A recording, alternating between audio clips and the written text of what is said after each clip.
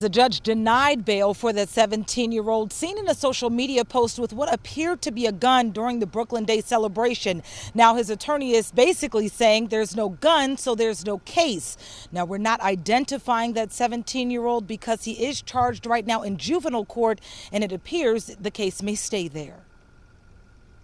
When we allege that what this young man had was an Orbeez gun. An Orbeez gun is a toy. The 17-year-old boy seen in a video during the Brooklyn Day celebration will stay behind bars for now. His attorney arguing for home detention and monitoring, but the judge denied bail, agreeing with the prosecutor that he's a danger and threat to the community. And the police clearly do not have the weapon, as you heard what the judge said in court. It's going to be a very significant challenge to determine that this young man even had possession of a gun, handgun or otherwise. And we are going at them because they do not have the evidence to keep this young man down. The teen is charged with 4 counts of weapons violations and reckless endangerment. The prosecutor claims he had a rifle-powered pistol. His attorney, Michael Clinkscale, says the state will have a hard time proving their case, especially since the gun in question was never recovered. Those charging documents are really going to be challenged.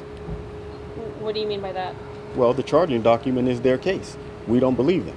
Clinkscale claims his client had a toy gun and that he's just one of the 30 victims shot while trying to run away. He dropped it when he got shot. Imagine the pain. The prosecutor says 6 shell casings that would be used in a rifle-powered pistol were recovered from a pool of blood at the scene.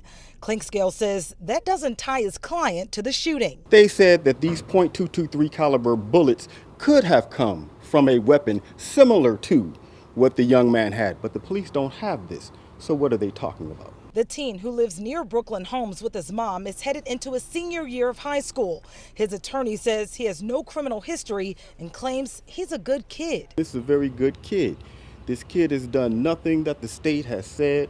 The state certainly hasn't charged this young man with anything related to the discharge of a firearm, nor have they done anything about attempted homicide or homicide. They're holding him for gun charges. 3 of the charges, the weapons charges, require that the teen be charged as an adult. However, his attorney says he plans to file a motion tomorrow to keep him in juvenile detention. Live in South Baltimore, I'm Janine Donaldson for WBAL TV 11 News.